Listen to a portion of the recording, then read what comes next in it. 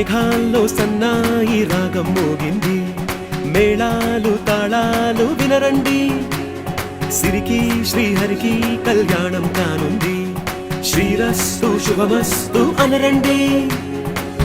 అచ్చతలు గంటో పెళ్లికి అర్థం చెప్పారంటూ, మెచ్చదగు ముచ్చట ఇది అని సాక్ష్యం చెబుతామంటూ, జనులంతా జై కొట్టేలా జరిపిస్తామండి.